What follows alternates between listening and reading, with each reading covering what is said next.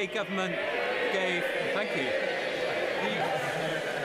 Thank you so much. The UK government gave mayoral strategic authorities in England the power to propose local overnight visitor levies, something that has already been introduced in Wales. Does she agree with me that this is another example of the UK Labour government and the Welsh Labour government working together to share best practice to better our country? Can I also take the opportunity to ask her to join me in celebrating Cardiff Rugby's 149th birthday, which they celebrated this week? Minister. I thank the honourable member. And would also like to wish Cardiff Rugby a Pembroke Happis on their 149th birthday. But I absolutely agree with the honourable member. Welsh Government is leading the way, and it is fantastic to see a similar overnight levy introduced which will be introduced in England. This is the power of partnership, two Labour governments working together. Before we come to Prime Minister's questions, may I extend a warm welcome to the President of the Parliament of Montenegro and his delegation who are in the gallery today. We now come to Prime Minister's questions. Number one goes to Ian Lavery. Prime Minister. Thank you, Mr. Speaker. Mr. Speaker, our budget took important measures to tackle the cost of living. That's why we've frozen rail fares, prescription charges and cut energy bills for every family by £150. Today, Mr. Speaker, we're going further. For too long, parents have been pushed into spending more on infant formula than needed, told they're paying for better quality and left hundreds of pounds out of pocket. I can announce today that we're changing that. We will take action to give parents and carers the confidence to access infant formula at more affordable prices, with clearer guidance for retailers and helping new parents use loyalty points and vouchers. Together, Mr. Speaker, that will save them up to £500 before their child's first birthday. That builds on our action to lift 500,000 children out of poverty and breakfast clubs, and our child poverty strategy will be published later this week. This morning, I had meetings with ministerial colleagues and others. In addition to my duties in this House, I shall have further such meetings later today. Thank you, Mr. Speaker. The North East is still picking up the pieces of the destruction and decimation of 14 years of Tory government. Men in the North East of England still expect to live 10 years less than people in other parts of the country. Women in the North East of England are making, on average, more than £11,000 in wage than people in other parts of the country. 33% of kids in my patch in Blythe and Ashton are living in poverty. The unemployment rates are above the national average, and the national wages are below the national average. You know, Mr. Speaker, the people in the North East are a proud breed, and we deserve much more than this, mine. Can I ask the Prime Minister if he can assure me and the people in my constituency and in the North East if there's much to look forward to on the horizon? And will he meet with me to discuss how we can shape it? Prime Minister. He talks about poverty in his constituency and they heckle him. They should be ashamed. It is our moral mission to tackle poverty, Mr. Speaker. We've abolished the two-child cap. That will be over 3,000 children, I think, in his constituency lifted out of poverty. I'm very proud to be able to do that. We've boosted the national minimum wage by £1,500. We're adding £150 that we're taking off everyone's energy bills. We're driving economic growth right across the country, devolving power and investing across all of the country. Come to the Leader of the Opposition, Kemi Beno. Thank you, Mr. Speaker. And can I first of all pay tribute to Sir John Stanley, who passed away yesterday. Sir John was a dedicated MP for 41 years, and we send our deepest condolences to his family. Mr. Speaker, does the Prime Minister believe that when an organisation descends into total shambles, the person at the top should resign? Mr. Speaker, can I first join in her comments in relation to Sir John, and I'm sure I speak for the whole House in that respect. Mr. Speaker, I was very proud to lead this party at the budget last week, where the Chancellor set out that we would protect the NHS, which we've done in the budget, create the conditions for economic stability, not repeating the mistake of austerity, and bearing down on the cost of living by taking £150 off energy bills. We're fixing the mess that they left, and I'm very proud to be doing so. Mr. Speaker, he doesn't want to answer a question about taking responsibility because he likes to blame everyone else except himself, and so does the Chancellor. We now know that the head of the OBR was forced out for telling the truth, that the Chancellor did not need to raise taxes on working people. We also know that the Chancellor was briefing the media, twisting the facts, also she could break her promises and raise taxes. Mr. Speaker, if she was a CEO, she would have been fired, and she might even have been prosecuted for market abuse. That's why we've written to the Financial Conduct Authority. So will the Prime Minister ensure the Chancellor fully cooperates with any investigation? Mr. Speaker, she's completely losing the plot. She clearly didn't read. May I pay tribute to Richard Hughes and his leadership of the OBR? He made very clear why he stepped down, and I've made very clear my support of the OBR. But she says take responsibility. Under this Chancellor, Mr. Speaker, growth is up this year, defeating and beating the forecast. Wages are up, more since the general election than in 10 years of the Tories. We've had, I think, 5 interest rate cuts. NHS waiting lists are down. We've had record investment into this country. We're turning the page on their austerity and reckless experiment on borrowing. I'd compare that record to them every day of the week. Mr. Speaker, the Prime Minister talks about losing the plot. Let me read to him what his own cabinet members are saying, and I quote, "The handling of this budget has been a disaster from start to finish."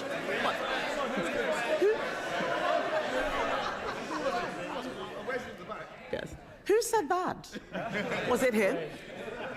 Was it her? In fact, I think it was probably her, actually. It was probably the Chancellor.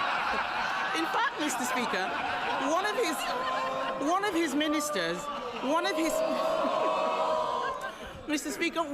of his ministers said the Chancellor and Prime Minister look weak and incompetent. The country agrees. We know that there were endless Treasury briefings to justify raising taxes on hard-working people to pay for benefits. And those briefings had real-world consequences. Hundreds of thousands of people drew down their pension, an irreversible act. So the Prime Minister pays tribute to the head of the OBR. If the head of the OBR had to resign over market-sensitive leaks, why is the Chancellor still in her job? Mr. Speaker, last year they left us with a £22 billion black hole.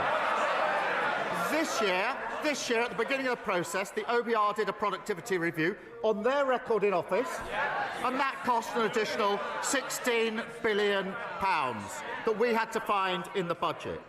But notwithstanding that, Mr. Speaker, we protected the NHS, waiting times are coming down.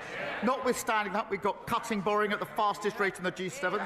Notwithstanding that, we've got £150 off energy bills. That's added to rail bills and prescription as well. Order. Mr. Holden, your voice carries more than mine. The difference is yours will be carrying outside, not in the chamber. Prime Minister. Mr. Speaker, what she doesn't understand is that picking up a £16 billion tab for their failure is not a good starting point for any budget. And the OBR said yesterday, Mr. Speaker, that the Chancellor's speech was not misleading. So if the Leader of the Opposition had any decency, she'd get up now and apologise. Mr. Speaker. You might be enjoying a cup of tea with Mr. Holden if you carry on. Mr. Speaker, no one believes a word that the Prime Minister says. We now know the black hole was fake, her book was fake, her CV was fake, even her chest claims are made up. She doesn't belong in the Treasury, she belongs in La La Land. They raise taxes on working people, that's £16 billion, was to increase benefits to protect them from their backbenchers. He now boasts about removing the two-child benefit cap, but he used to say that it was unaffordable. He even removed the whip from 7 of them for wanting the same thing. He is very happy to throw them under a bus when it pleases him. So I asked the Prime Minister, how did it suddenly become affordable at the very time he needed to save his own skin? Mr. Speaker, the vast majority of families we helped in the budget are in work. Yes. 3/4 of children in poverty are in working families. Their policy of nearly 10 years on the two-child benefit cap had one result and one result only. It dragged hundreds of thousands of children into poverty. They should be utterly ashamed of that. And I'm very proud that we're lifting 500,000 children out of poverty, because I profoundly believe that every child should have a chance in life. Every child should be able to go as far as their talent will take them.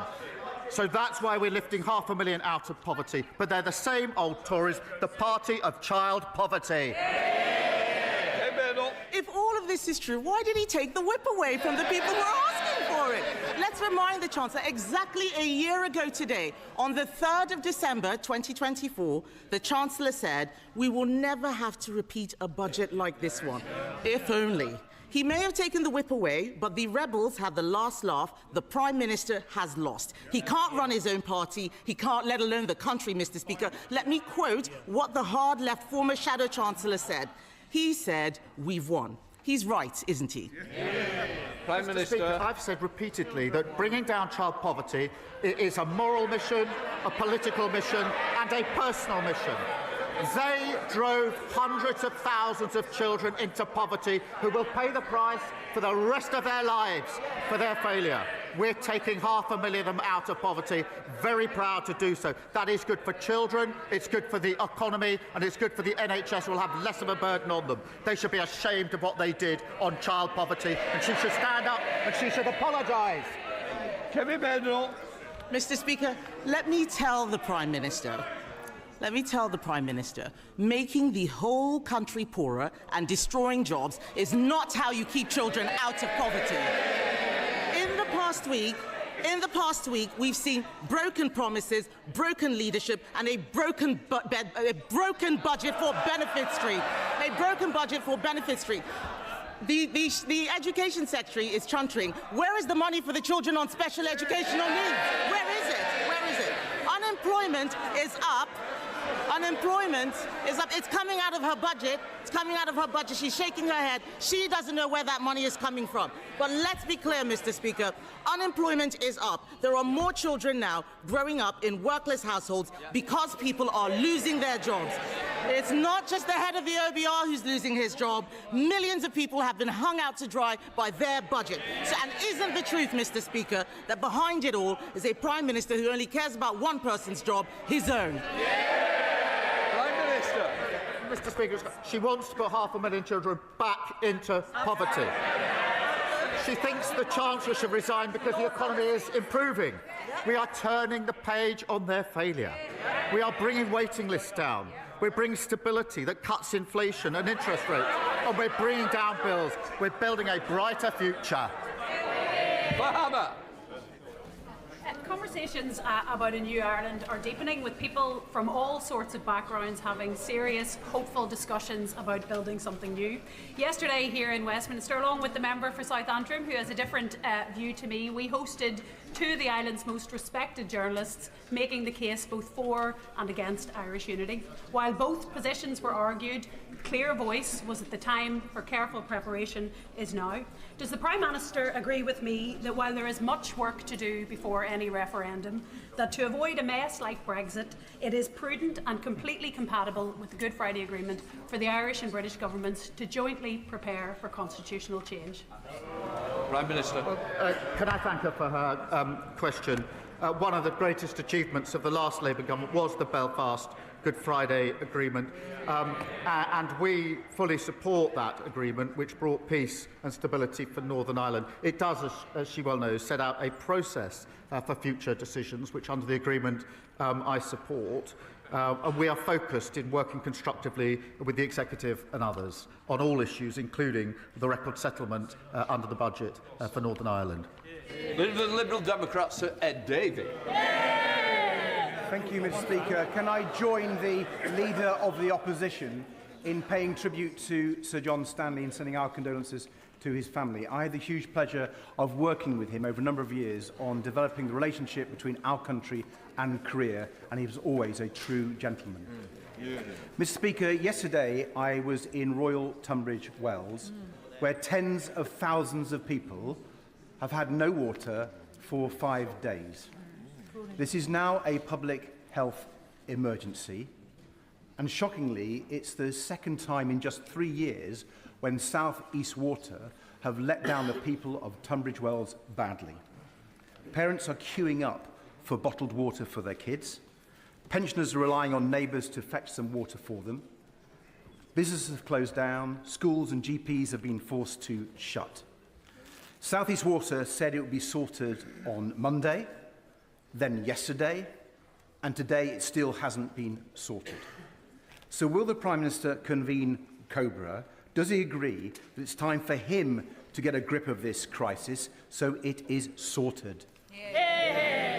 Well, can I thank him for raising this really important issue? And it is shocking for all the reasons he's set out. And I too have heard South East Water say, as he rightly says, actually Sunday into Monday, Monday into Tuesday, and Tuesday into Wednesday, that they were sorting it, and they still haven't sorted, and there's really serious consequences. And we are bearing down on that, as he would expect, because it's such a serious issue.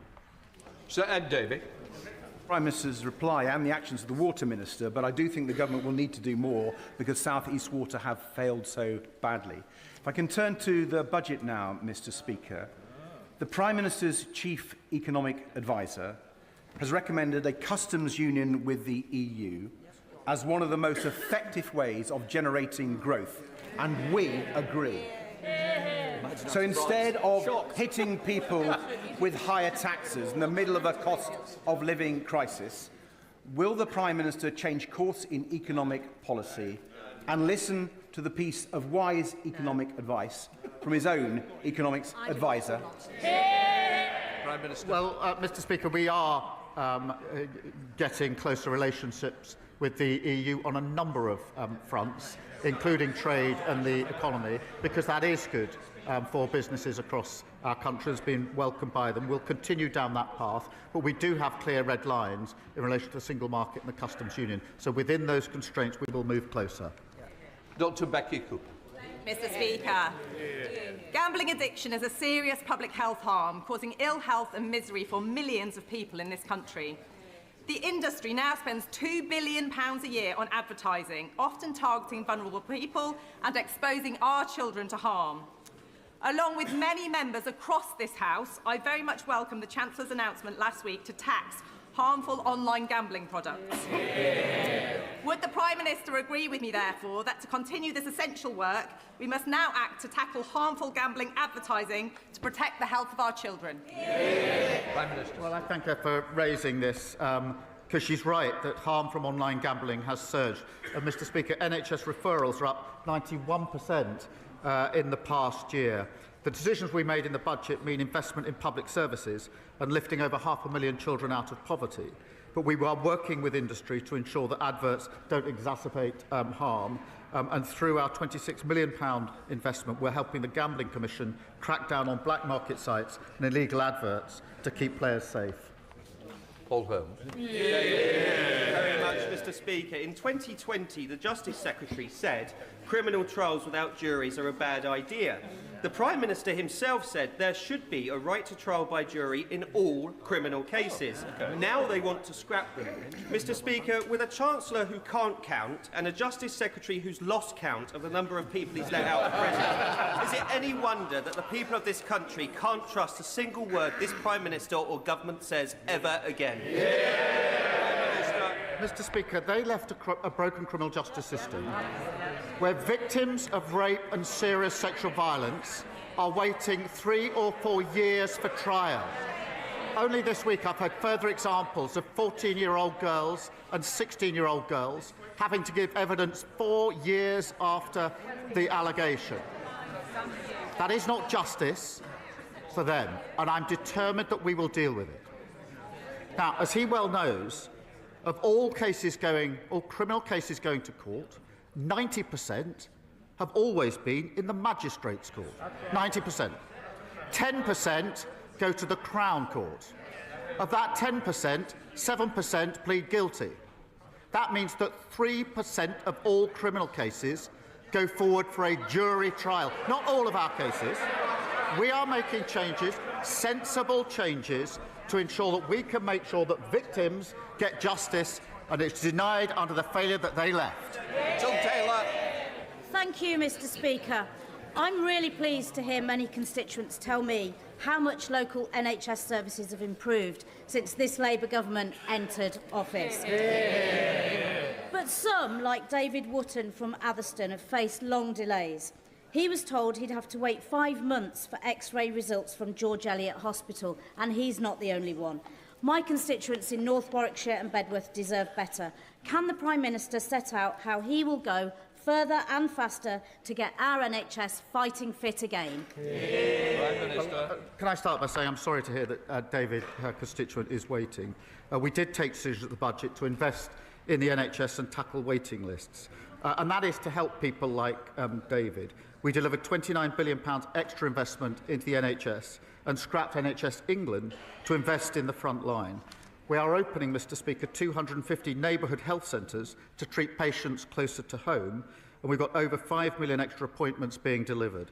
And waiting lists are down 230,000. They chunted, they absolutely destroyed our health service, and we're picking it up. They should be ashamed of themselves.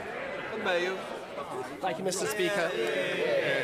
My constituent Claire, she runs Claire Howard Jewellery in Fakenham, and she's just one of many small business owners who contacted me after the budget from last week. She was absolutely incensed by the style of the Chancellor, where she seemed to give the impression that she was reducing taxes on small businesses, when the exact opposite is the case. Claire's tax is going up on her shop, not coming down. So could the Prime Minister do Claire and many other shop owners the common courtesy of just admitting that their taxes are going up and not down? Prime Minister. He raises an important point. Let me address it. Because at the heart of this issue is that temporary business rate relief was put in during the pandemic by the last government. That was the right thing to do, and we supported it, but it was temporary relief. That is now coming to an end, and obviously there's a re-evaluation that goes with it. So what we're doing is permanently lowering the rates for leisure, retail and hospitality, but because of what the changes are, we're putting in transitional relief of £4 billion. That means there'll be a cap on increases for small businesses, and we're finding that by adjusting the burden between them and the online giants. But in the end, it's the temporary business rates coming to an end that we have to adjust through this policy. Oliver Ryan. Thank you. Thank you, Mr. Speaker. And I declare an interest as the chair of the All-Party Parliamentary Group on Multiple Sclerosis and as the proud son of a lifelong multiple sclerosis patient, and she joins us in the gallery today. Neurological conditions like MS or Parkinson's affect 1 in 6, but wait times for first and follow-up neurology appointments have increased by a huge 65% since 2020, risking delayed treatment and diagnosis at critical time. Now, I'm proud this government is bringing NHS waiting lists down, cutting emissions, investing in care and equipment. But will my right honourable friend, the Prime Minister, formalise these efforts and support an NHS modern service framework for neurology and get these wait times down? Prime Minister. Can I thank him for his question and for sharing the personal interest that he has in this. We are focused on bringing down waiting lists and making sure every patient receives the best possible care.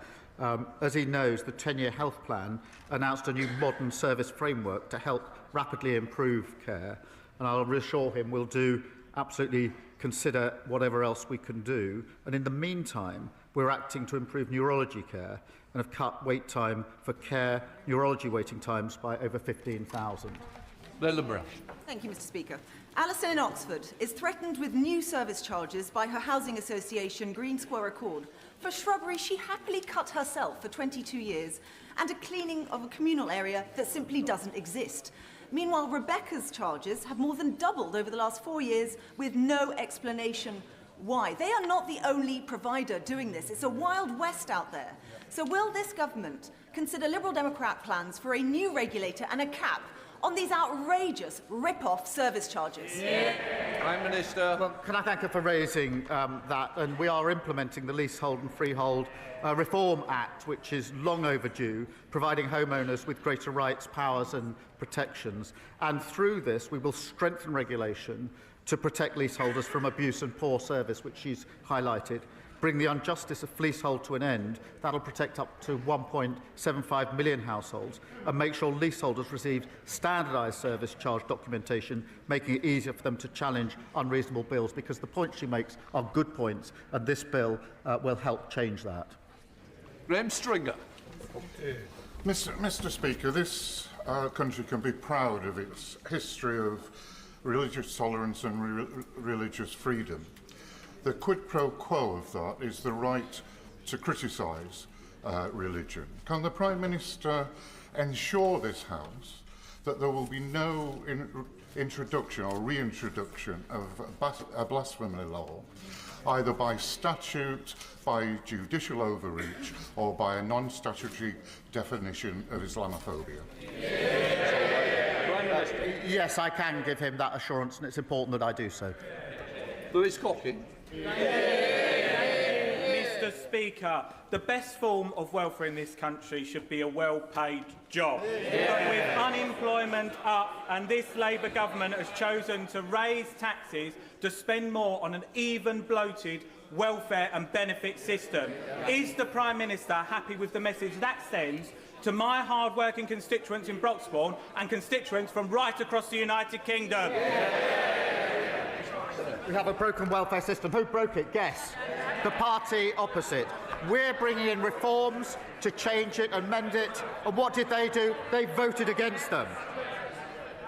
And under their watch, they drove up welfare spending by £33 billion. So we need no lectures from them on welfare. Mr. Speaker, as a lifelong Dale fan, I'm delighted that Rochdale Football Club are top of the National League right now. But after 14 years of Tory cuts, sadly, my town is near the top of another league table, a league table people don't want to be in, the Child Poverty League table. So does the Prime Minister agree that lifting 5,000 kids out of poverty in Rochdale, plus cutting the energy bills by 150 quid for every household, and crucially expanding the Warm Homes discount, will mean that this budget is a family budget that reduces the cost of living for everyone in the country? Let me start by congratulating Rochdale Football Club for being top of the league for the time being. Of course, well, I say that because I know who's top of the Premier League, but it will be March and April we'll actually find out who wins. But, Mr. Speaker, he's right. Thanks to the actions in the budget, every household will see £150 off their energy bills. And because we've extended the Warm Homes discount now to 6 million of the poorest households, they will also save an additional £150. Now, in the North West, that benefits about 280,000 households. That's a huge cost of living support for families, alongside freezing prescription charges, rail fares and boosting the minimum wage. Liz Jarvis. Thank you, Mr. Speaker. My constituent Tracy owns O'Brien's, a lovely cafe in the heart of Eastleigh. She works tirelessly to make it a success, but spiralling costs, including business rates, VAT and the hike to employers' national insurance contributions, mean she hasn't been able to take a salary for 4 months. David, the owner of Steamtown Brewery, and Jane, the manager of the Holiday Inn in my constituency, say their businesses will be impacted by the government's stealth tax on our high streets. They feel let down. So will the Prime Minister look again at our call for an emergency cut on VAT for hospitality? Prime Minister. Well, Mr. Speaker, we put in place a strategy for small businesses, which was broadly welcomed by small businesses because they contributed to it. And that involves some of the key asks that they made of us, including late payment and for hospitality, greater flexibility when it comes to licensing. Of course, we'll always look at other measures that can help small businesses. We set out quite a lot of them in our small business strategy. Andrew Pakes. Thank you, Mr. Speaker. At the weekend, I had the great privilege to join volunteers from Peterborough Food Bank at the Tesco in Warrington on their autumn food drive. I'd like to put on record my thanks to my constituents and those of other honourable members who supported this Trussell Trust initiative over the last week. One of the most significant challenges my food bank have consistently talked to me about is child poverty. And even though the party opposite oppose our plans, nearly 9,000 children will be lifted out of poverty across Peterborough because of the decisions our Chancellor took in the budget last week. Does the Prime Minister agree with me? This isn't just the right thing to do for these children, it's an investment in our future and in our growth. Prime Minister. I thank him for raising this, and I was in his constituency just the other week, and we could see the impact that this measure would have on children. In Peterborough, as he says, 9,000 children living in poverty. In his constituency, 5,500 children living in poverty, and we are lifting them out of poverty, and that is the right thing to do. The party opposite shamefully dragged hundreds of thousands of children into poverty, and they will pay that price for the rest of their lives. They should be ashamed of themselves. I was recently the target of an AI deepfake video announcing my defection to reform. And as colleagues across the House will know, that's about as likely as reform moving from pub populism to a coherent programme for government. I'm delighted to reassure my Chief Whip and the House that I am and always have been a faithful Conservative. But does the Prime Minister agree with me that while satire has always been an important part of our politics, the rise of AI deepfake disruption is a serious threat to our democracy, and would he agree to work with me and cross-party MPs to frame some appropriate reforms as proposed by the recent Speakers' Conference to protect our democratic integrity? Well, can I thank him for raising that? And it is an important issue. We do need to work cross-party where we can on deepfake, on AI and other issues that need to be addressed. I had, I'm afraid, missed his alleged defection to reform. I wouldn't have believed it if I had seen it. But I have to say, there's a lot of them going. There's three ex-MPs have gone, I think, this week. They talk about leaks. That's where their leaks are going, to reform. And I saw a leak, talking of leaks, on the front page of the Financial Times this morning, where apparently the leader of Reform says he wants to merge with the party opposite and sit down here with them. An absolutely unholy alliance of austerity and failure. Elsie Blundell. Thank you, Mr. Speaker. This week I've been speaking to Tetrasil, warehouse workers at Tetrasil in my constituency, who have been given an appalling ultimatum in the run-up to Christmas: either sign a new contract with reduced pay and breaks, or lose your jobs. Can the Prime Minister advise me what action can be taken against rogue employers like Tetrasil who take action against workers and seek to exploit them and undermine their rights? Well, can I thank her for raising this and for fighting hard for her constituents who are facing awful uncertainty, which is bad enough at any time of the year, is really bad at this time of the year. And our thoughts are with the workers and their families who are facing the uncertainty that she has flagged. Our landmark Employment Rights Bill will strengthen workers' rights and put them in a better position, including ending unscrupulous fire and rehire practices. But I thank her for fighting for her constituents. Shocker Adam. Speaker, no religion, no theology, no philosophy is beyond critique or scrutiny, and we must protect freedom of speech at all costs.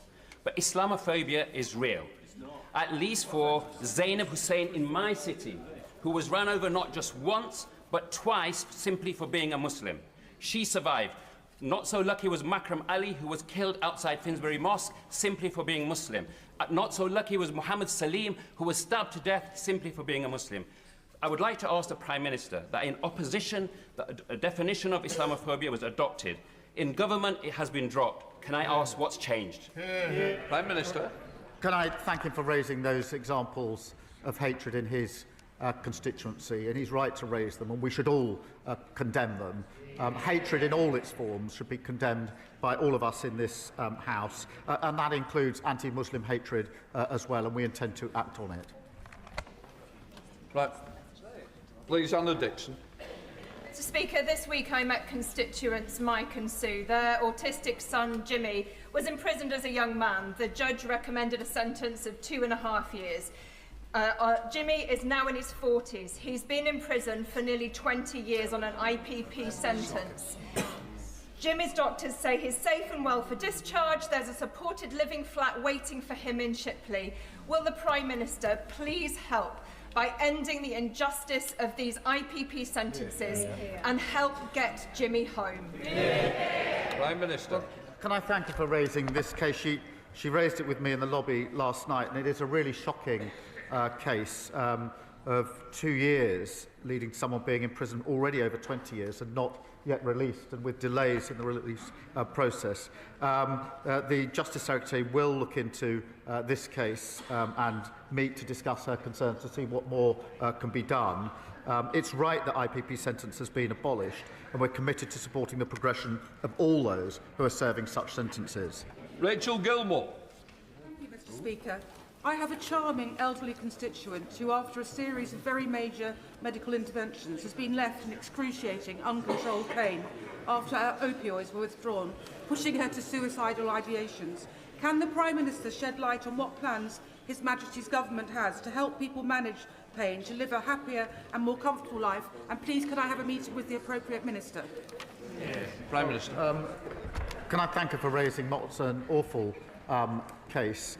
And we are putting in further protection and support, but I will take her up. I think it is important for her to discuss that with the relevant minister, because the case that she has referred to does sound appalling.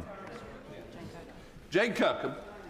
Thank you, Mr. Speaker. Under this Labour government, NHS waiting lists are coming down.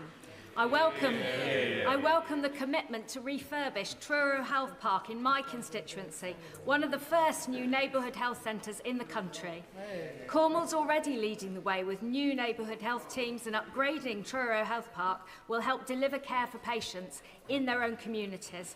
Will the Prime Minister confirm this investment reflects decisions taken by this government to prioritise community healthcare, and that services won't be removed before effective community replacements do come online?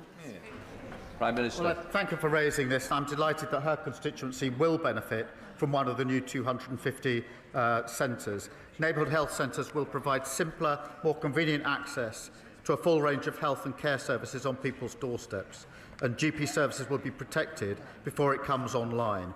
This is about early intervention, Mr. Speaker, continuing to drive down NHS waiting lists and creating a more modern NHS that is fit for the future.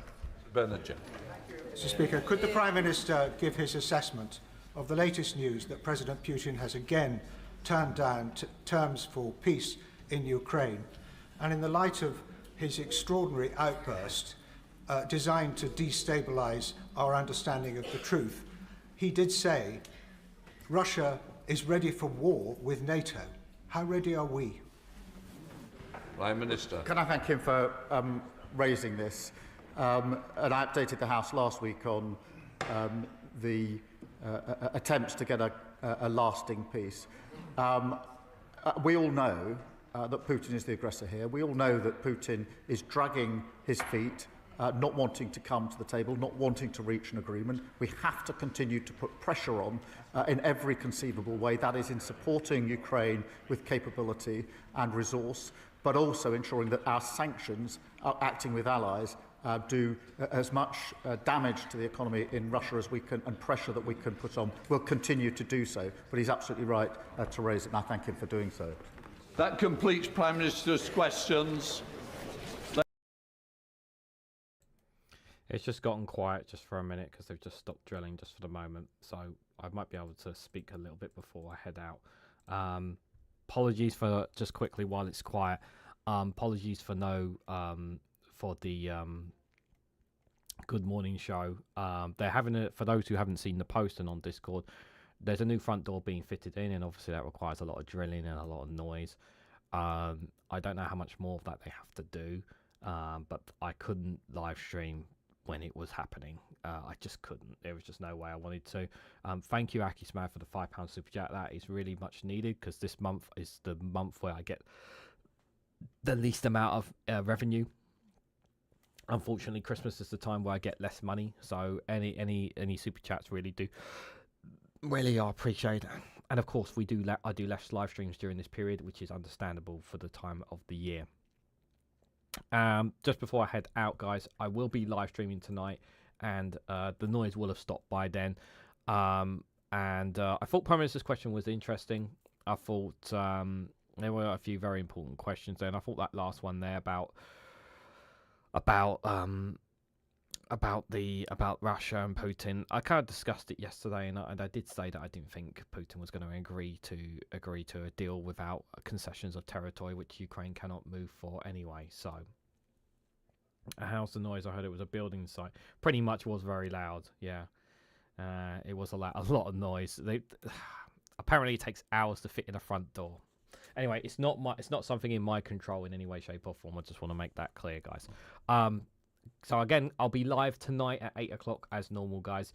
Thank you guys all for coming along. Thank you guys for all your comments. Hope you found Prime Minister's questions interesting, informative in any way, shape, or form. Sorry, I couldn't talk about it, but I really appreciate you guys coming out to support me. I really, really do. So if you can, on your way out, hit that like button, share across social media, subscribe.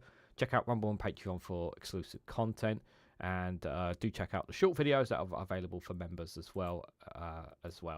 So thank you all so much for watching, and I hope to catch you all. I don't have to pop an outro, do I? Or I have to use this one very, very soon.